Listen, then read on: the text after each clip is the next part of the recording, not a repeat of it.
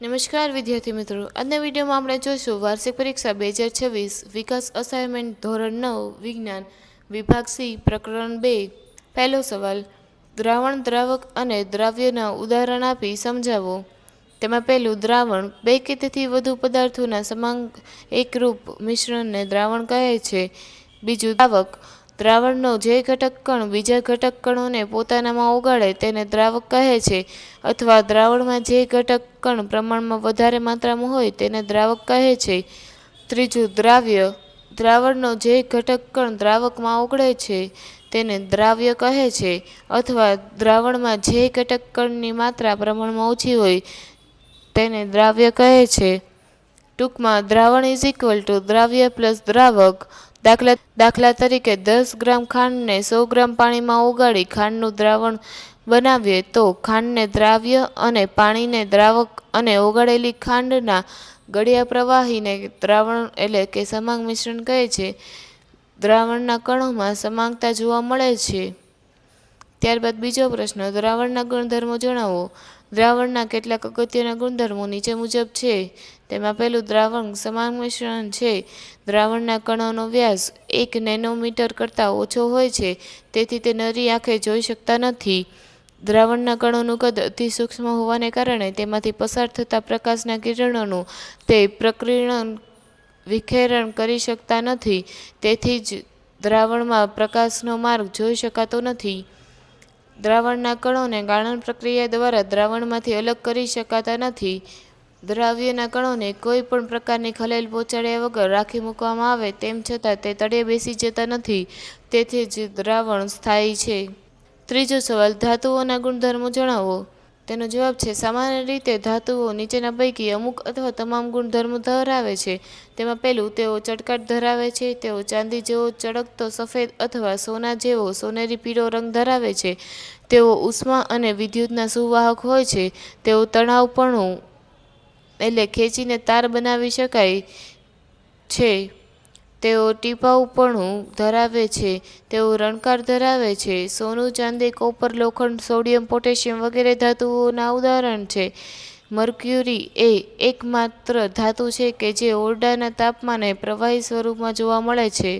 નીચેનાને તત્વ સંયોજન અને મિશ્રણમાં વર્ગીકૃત કરો. તેમાં પહેલું, તત્વો સોડિયમ, સિલ્વર અને સિલિકોન. સંયોજનો મિથેન અને સાબુ. મિશ્રણમાં માટી, ખાંડનું દ્રાવણ અને હવા. ત્યારબાદ પાંચમો ક્વેશ્ચન, વ્યાખ્યા આપો. પહેલું, સમાંગ મિશ્રણ. બીજું, નિલંબન. અને ત્રીજું, સંતૃપ્ત દ્રાવણ. પહેલું, સમાંગ મિશ્રણ. આ પ્રકારના મિશ્રણમાં મિશ્ર થયેલા ઘટકો સામાન્ય રીતે સમાન ભૌતિક સ્થિતિમાં હોય છે, એટલે કે એક સમાન સંગઠન ધરાવતા મિશ્રણને સમાંગ મિશ્રણ કહે છે.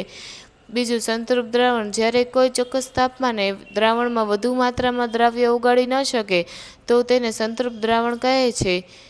ત્યારબાદ નિલંબન. વિષમાંગ મિશ્રણ કે જેમાં ઘન કણો પ્રવાહીમાં વિખરાણ પામેલા હોય તો તેને નિલંબન કહે છે. ત્યારબાદ છઠ્ઠો ક્વેશ્ચન, દૂધ એ પાણી, ચરબી અને પ્રોટીન વગેરેનું મિશ્રણ છે. જ્યારે કોઈ વૈજ્ઞાનિક કોઈ દ્રવ્યને શુદ્ધ કહે ત્યારે તેનો અર્થ એવો થાય કે દ્રવ્યમાં રહેલા દરેક કણના રાસાયણિક ગુણધર્મો સમાન છે. કોઈ પણ શુદ્ધ પદાર્થ એક જ પ્રકારના કણોનો બનેલો હોય છે. તેમાં પહેલો સવાલ, દૂધ એ કયો મિશ્રણ છે?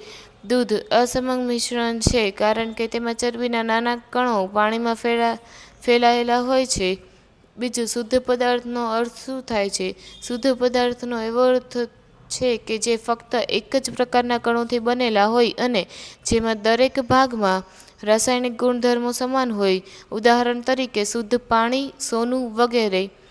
ત્રીજો ક્વેશ્ચન, શુદ્ધ લોહામાં રહેલા લોહીના કણોના રાસાયણિક ગુણધર્મો અસમાન હોય છે. વિધાન સાચું છે કે ખોટું? સમજાવો.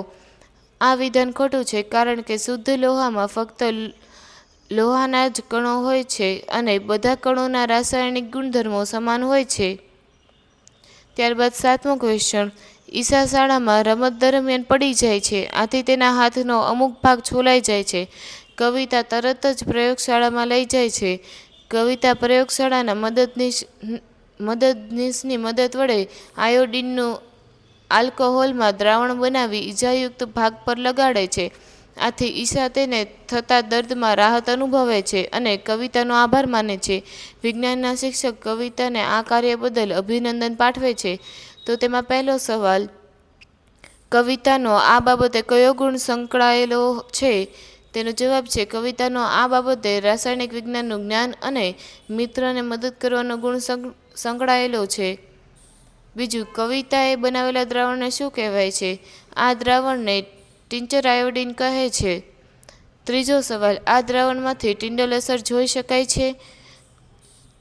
તેનો જવાબ છે આ દ્રાવણમાંથી ટિંડલ અસર જોઈ શકાતી નથી.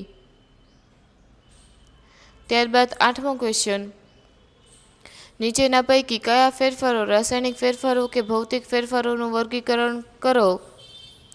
પહેલું, ભૌતિક ફેરફાર. તવીમાં માખણનું પીગળવું, પાણીમાં ઠરવું, વૃક્ષો કાપવા, આ બધા ભૌતિક ફેરફાર છે.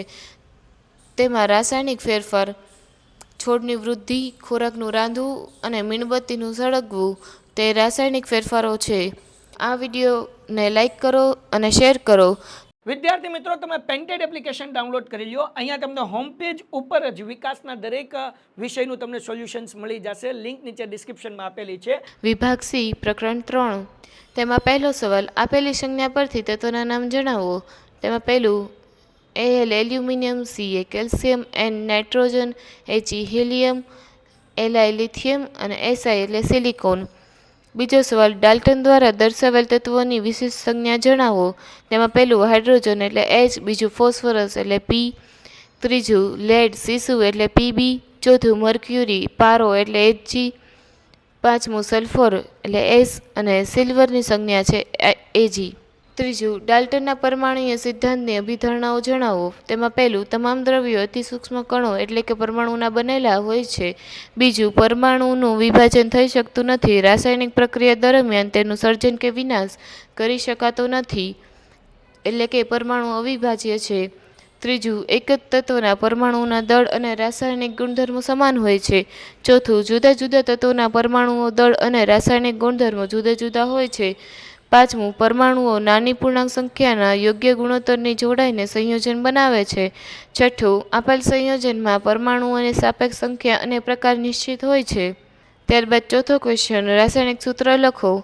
તેમાં પહેલું, કેલ્શિયમ ઓક્સાઇડ CaO, પાણી H2O, sodium sulphide Na2S, ammonia NaH3, sodium carbonate Na2CO3, aluminium oxide Al2O3.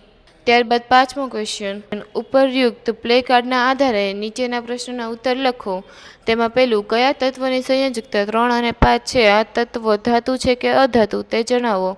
તેમાં પહેલું, ફોસ્ફરસની સંયોજકતા 3 અને 5 છે. ફોસ્ફરસ એ અધાતુ છે. બીજો ક્વેશ્ચન, કયા તત્વની સંયોજકતા 2 છે? આ તત્વની પ્રકૃતિ જણાવો. તેનો જવાબ છે ઓક્સિજનની સંયોજકતા 2 છે. ઓક્સિજન એ અધાતુ છે. ત્રીજું, સંયોજકતા 3 અને 2 ધરાવતા તત્વથી બનાવતા સંયોજનનું આણ્વિક સૂત્ર છે. સૂત્ર લખો. તેની સંયોજકતા 3 એટલે P ફોસ્ફરસની અને સંયોજકતા 2 AO ઓક્સિજનની છે. સંયોજન P2O3 એટલે ફોસ્ફરસ ઓક્સાઇડ. Thank you. આ વિડીયોને લાઈક કરો તથા શેર કરો. વિદ્યાર્થી મિત્રો, તમે પેન્ટેડ એપ્લિકેશન ડાઉનલોડ કરી લો. અહીંયા તમને હોમ પેજ ઉપર જ વિકાસના દરેક વિષયનું તમને સોલ્યુશન્સ મળી જશે. લિંક નીચે ડિસ્ક્રિપ્શનમાં આપેલી છે. વિભાગ સી, પ્રકરણ 6. તેમાં પહેલો સવાલ છે, વનસ્પતિઓમાં નમ્યતાનું લક્ષણ આપતી સ્થાયી પેશી વર્ણવો. તેનો જવાબ છે સ્થૂલ કોણક પેશી. વનસ્પતિઓમાં નમ્યતાનું લક્ષણ આપતી સરળ સ્થાયી પેશીને સ્થૂલ કોણક પેશી કહે છે. તેનું સ્થાન વનસ્પતિના કુમળા પર્ણદંડ અને પ્રકારના અધિસ્તરની નીચે. આ પેશીના કોષ જીવંત, લાંબા અને કોષીય એટલે ખૂણા બાજુ અનિયમિત સ્થૂલિત હોય છે. બીજું, કોષની વચ્ચે આંતરકોષીય અવકાશ ઓછો હોય છે. ત્રીજું, કોષોની પ્રાથમિક દિવાલ પર ખૂણાના ભાગે સ્થૂલન થયેલું હોય છે. તેના કાર્યો, પહેલું, વનસ્પતિના વિવિધ ભાગોના પ્રકારને નમ્યતા અને સ્થિતિસ્થાપકતા આપે છે. બીજું, વનસ્પતિઓને યાંત્રિક આધાર પણ આપે છે. બીજો સવાલ, વિસ્તૃતમાં વર્ણવો. મૃત કોષો ધરાવતી સરળ સ્થાયી પેશી. તેનો ઉત્તર છે મૃત કોષો ધરાવતી સરળ સ્થાયી પેશીને દ્રઢોટક પેશી કહે છે. તેનું સ્થાન પ્રકાંડમાં વાહી પુલની નજીક, પર્ણોની શિરોમાં તેમજ બીજ અને ફળોની કઠણ છાલમાં હોય છે. નાળિયેરની રેસાયુક્ત છાલ દ્રવરક પેશીની બનેલી છે. તેના લક્ષણો: આ પેશીના કોષો લાંબા અને સાંકડા હોય છે. બીજું, કોષોની પ્રાથમિક દિવાલ પર લિગ્નિનનું સ્થૂલન જમાવટ હોય છે. ત્રીજું, કોષોની દિવાલ જાડી હોય છે. કોષો વચ્ચે આંતરકોષીય અવકાશ હોતો નથી. પાંચમું, કોષો મૃત હોય છે. તેનું કાર્ય વનસ્પતિના ભાગોને સખતતા અને મજબૂતાઈ આપે છે. ઉદાહરણ તરીકે નારિયેળનું છાલ, બીજનું કઠિન આવરણ. ત્રીજો સવાલ: મૃદુતક પેશીના કાર્યો જણાવો. મૃદુતક પેશીના કાર્યો નીચે મુજબ છે. તેમાં પહેલો સવાલ: તે ખોરાકનો સંગ્રહ અને પ્રકાશ સંશ્લેષણ કરવાનું કાર્ય કરે છે. તે અન્ય પેશીઓ વચ્ચે રહી પૂર્ણ પેશી તરીકેનું આધાર આપવાનું કાર્ય કરે છે. તે પોષક દ્રવ્યો અને પાણીનો સંગ્રહ પણ કરે છે. તે વનસ્પતિના અંગોનું આધારોતક રચે છે. તે જલીય વનસ્પતિ અંગોને તારક ક્ષમતા બક્ષે છે. તે જીવરસના ઘટોનું સંયોજન પણ કરે છે.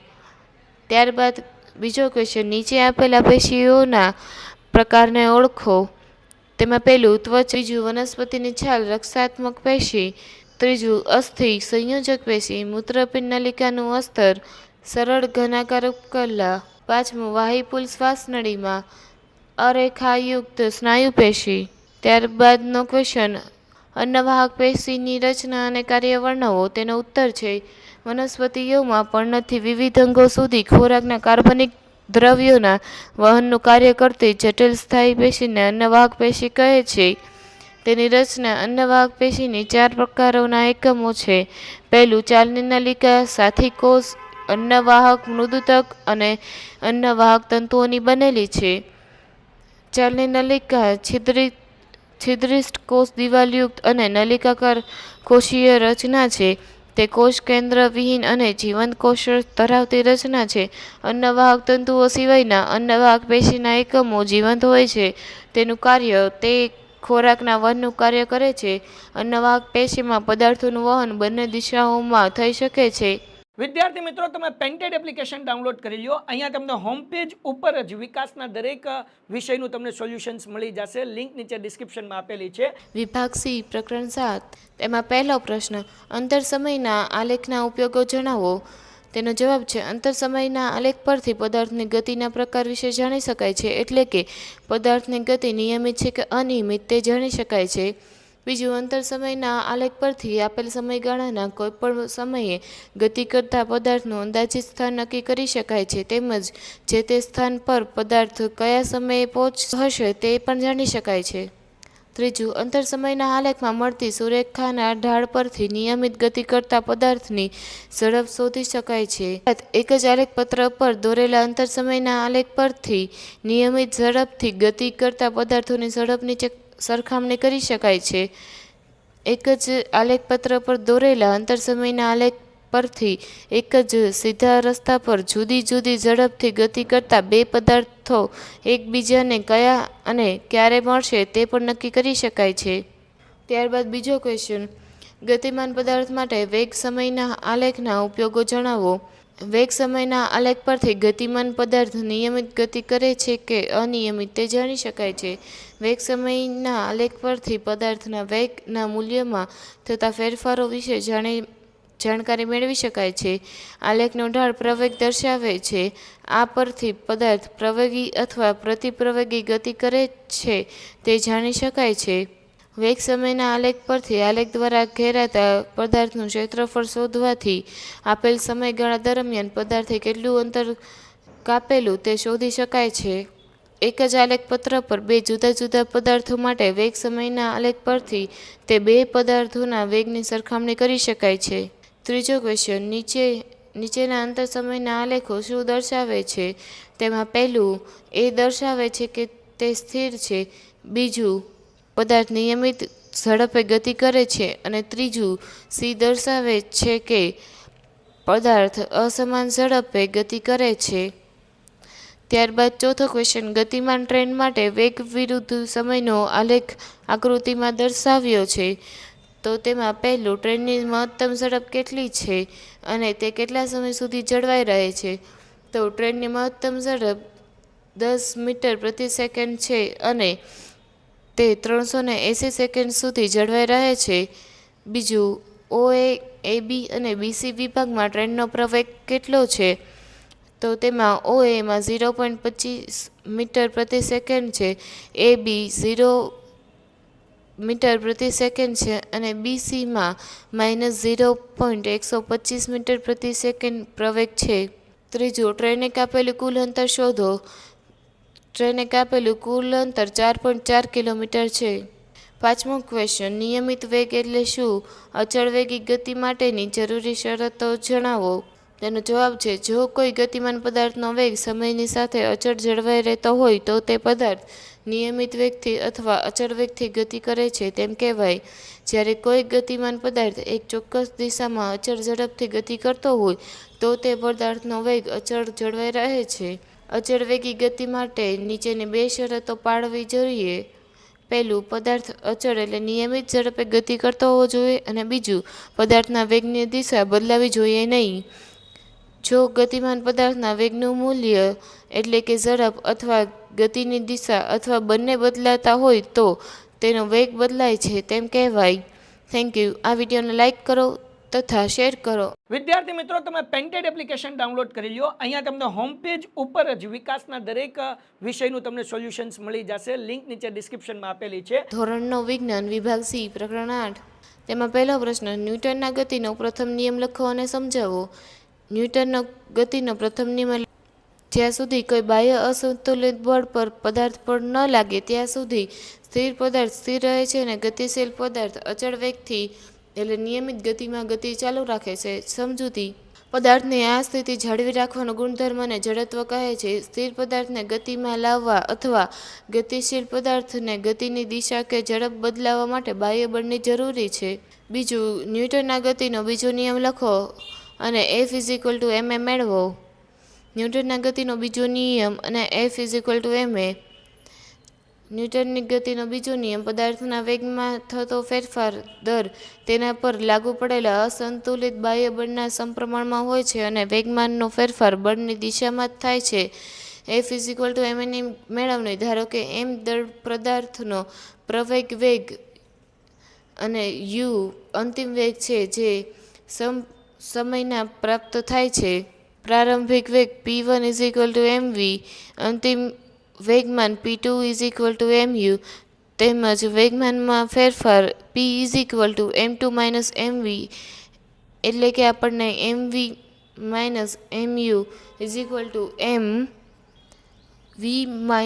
u મળશે. વેગમાનના ફેરફારનો દર p/t મુજબ લાગુ પડેલું બળ F mv - u/t એટલે કે તેનો પ્રવેગ a = v - u/t મળે. તેથી F=ma. F=kma, જ્યાં k સમપ્રમાણતા અચળાંક છે. જો આપણે બંને એકમ એવી રીતે વ્યાખ્યાયિત કરીએ કે k = 1 તો આપણને સૂત્ર મળે F=ma. ત્રીજો સવાલ, ન્યૂટનના ગતિનો બીજો નિયમ એ પહેલા નિયમ સાથે સુસંગત છે, સમજાવો. ન્યૂટનના ગતિનો બીજો નિયમ એ પહેલા નિયમ સાથે સુસંગત છે.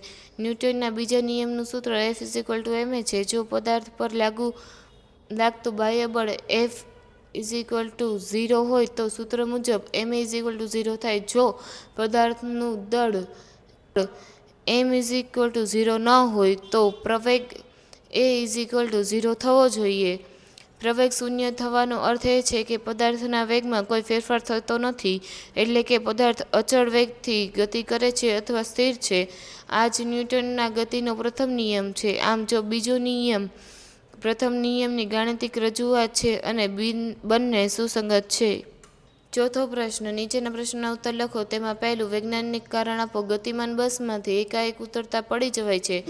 તેનું વૈજ્ઞાનિક કારણ છે, ગતિમાન બસમાંથી એકાએક ઉતરતા પડી જવાય છે કારણ કે જ્યારે બસ ગતિમાં હોય ત્યારે બસમાં બેઠેલા કે ઊભેલા મુસાફરોનું આખું શરીર બસની સાથે ગતિ કરે છે.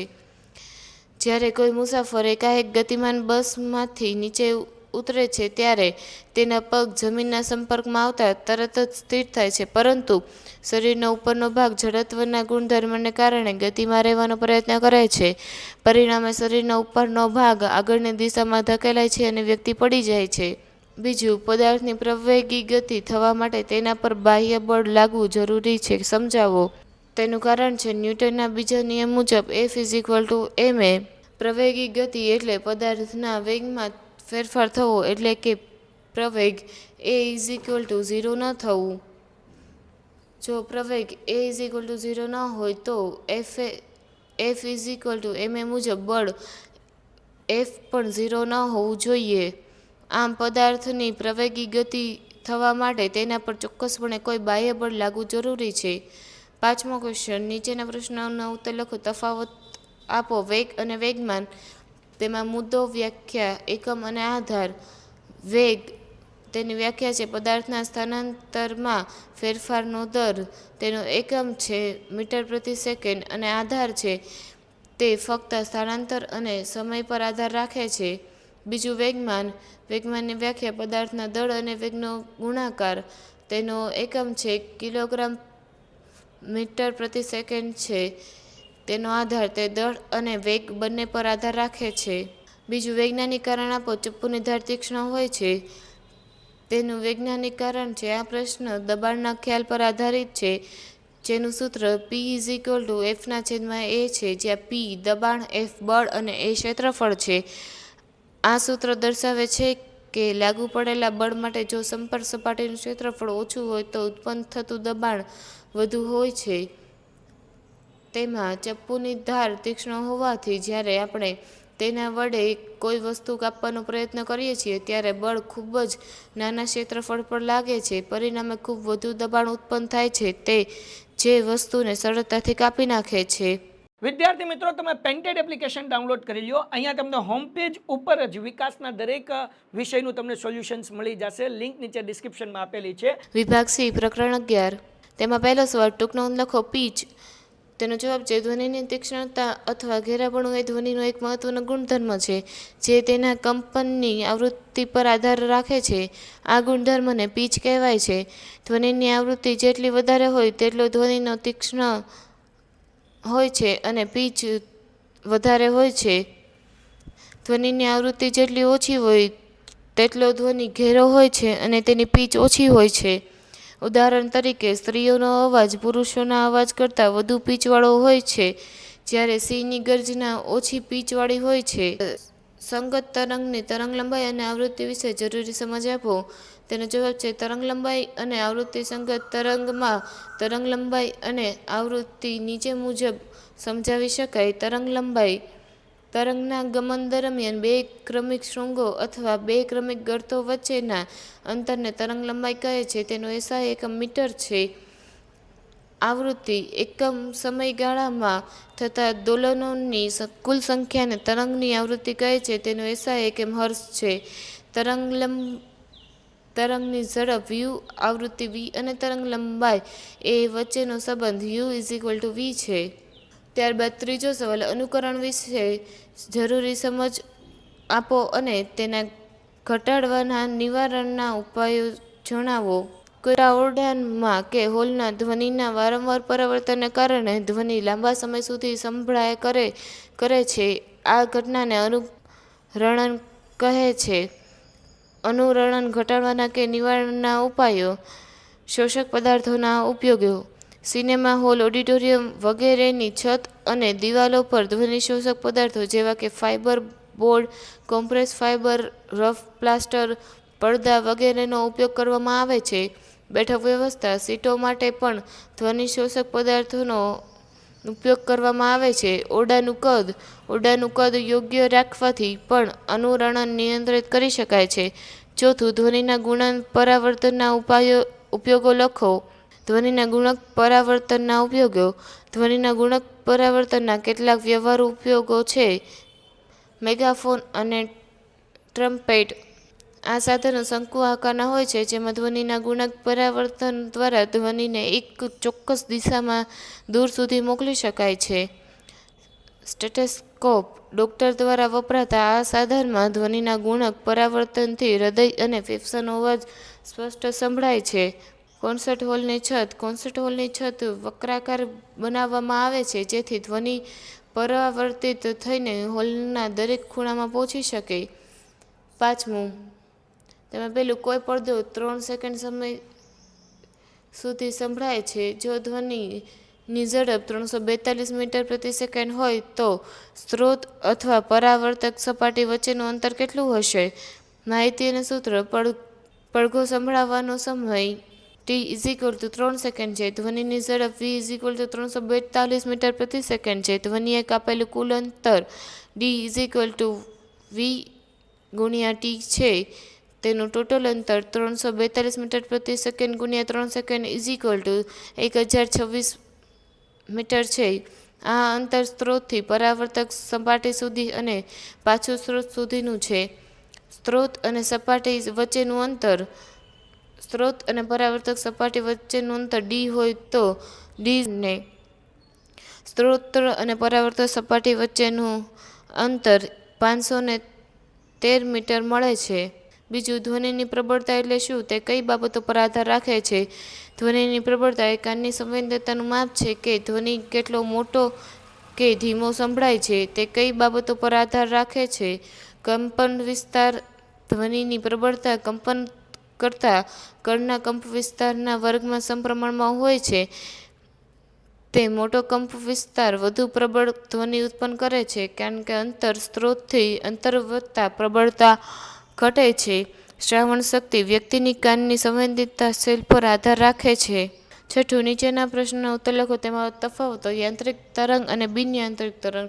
તેમાં પહેલું, યાંત્રિક તરંગ માધ્યમની જરૂરિયાત. પ્રસરણ માટે ભૌતિક માધ્યમ જરૂરી છે. ઉદાહરણ તરીકે ધ્વનિના તરંગો, પાણીના મોજા, દોરી પરના તરંગો.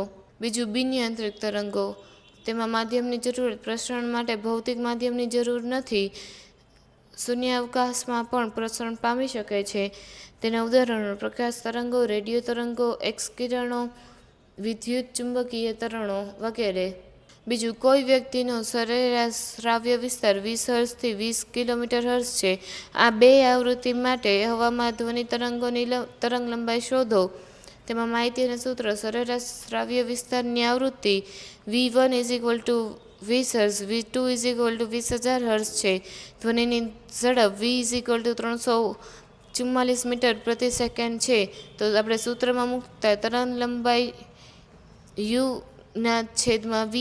સ્ટેપ 2, 20 હર્ટ્ઝ માટેની તરંગલંબાઈ 17.2 મીટર મળે છે. 3, જ્યારે 20 કિલોમીટર/હર્ટ્ઝ માટેની તરંગલંબાઈ 0.0172 મીટર મળે છે, ત્યારે 20 હર્ટ્ઝ આવૃત્તિ માટે ધ્વનિ તરંગની તરંગલંબાઈ 17.2 મીટર અને 20 કિલોમીટર/હર્ટ્ઝ આવૃત્તિ માટે 0.0172 મીટર હશે.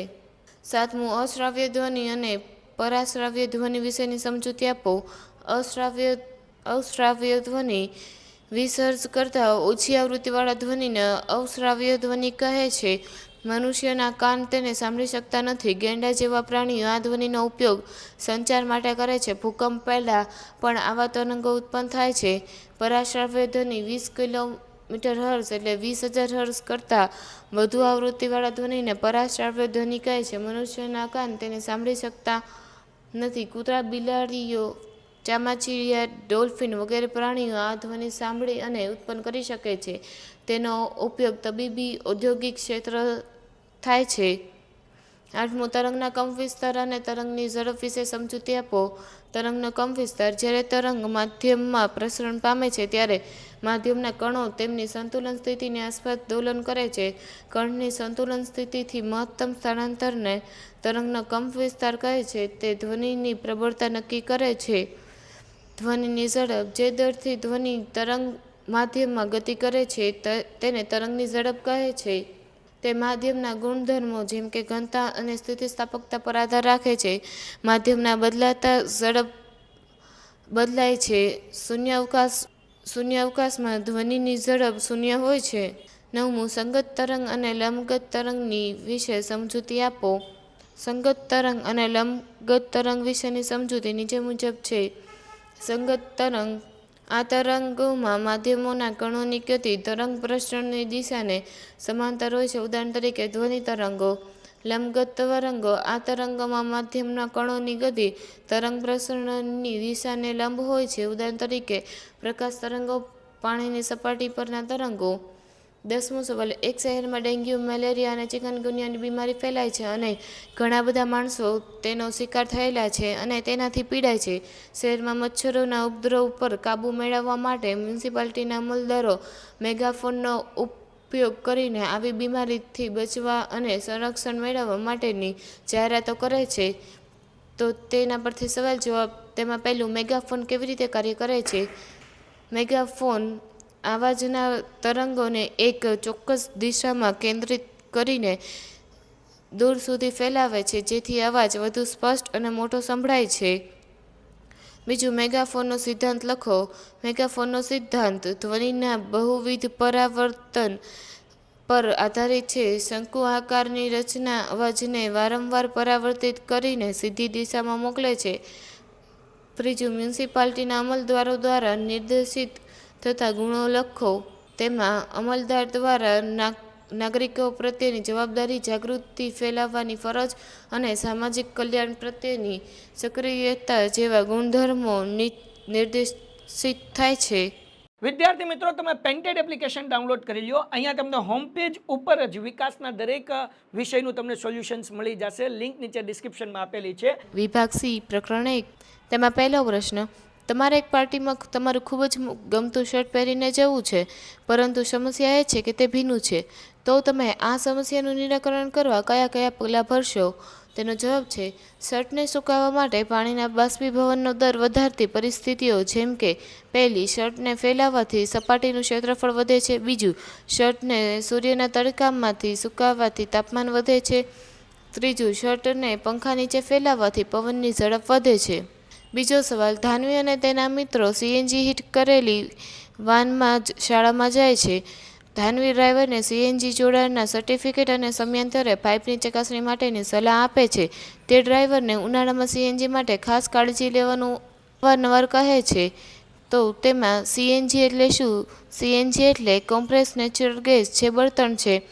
બીજું, ઉનાળામાં શા માટે વધુ કાળજી લેવાનું કહે છે? કારણ કે ઉનાળામાં તાપમાન વધુ હોવાથી પાઇપમાં રહેલા વાયુના કણોની ઝડપ વધી જાય છે.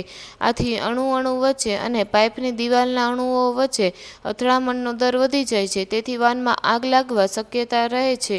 ત્રીજો પ્રશ્ન આકૃતિ ઉપરથી જવાબ દેવાના છે. તેમાં પહેલું, પી, ક્યુ, આર અને એસ પ્રક્રિયાનું નામ આપો. તેમાં પહેલું, પી એટલે ગલન, ક્યુ એટલે બાષ્પીભવન, આર એટલે સંઘનન અને એસ એટલે નિક્ષેપ. બીજું, કઈ કઈ પ્રક્રિયા ઉષ્માક્ષેપક અને ઉષ્માશોષક છે? તેનો જવાબ છે: ઉષ્માક્ષેપક પ્રક્રિયા આર અને એસ અને ઉષ્માશોષક પ્રક્રિયા પી અને ક્યુ છે. ચોથો પ્રશ્ન પ્રવાહી અવસ્થાના ગુણધર્મો જણાવો. તેના ગુણધર્મો. તેમાં પહેલું, પ્રવાહી પદાર્થને નિશ્ચિત આકાર હોતો નથી, પરંતુ તે નિશ્ચિત કદ ધરાવે છે. બીજું, પ્રવાહીને પાત્રમાં ભરવામાં આવે તે પાત્ર જેવો આકાર ધારણ કરે છે. ત્રીજું, પ્રવાહીમાં વહનશીલતાનો ગુણ છે, તેથી તેનો આકાર બદલાય છે. ચોથું, પ્રવાહી તરલ છે પરંતુ સખત નથી. પાંચમું, ઘન અને પ્રવાહી પદાર્થોનું પ્રવાહીમાં પ્રસરણ સંભવી શકે છે. છઠ્ઠું, દરેક સજીવને પોતાના અસ્તિત્વ ટકાવી રાખવા માટે શ્વાસ લેવો જરૂરી છે. દરેક જળચર પ્રાણી પાણીમાં દ્રાવ્ય થયેલો ઓક્સિજન વાયુ લે છે. વાતાવરણમાંનો ઓક્સિજન અને કાર્બન ડાયોક્સાઇડ વાયુમાં પ્રસરણ પામે છે અને કંઈક અંશે દ્રાવ્ય થાય છે.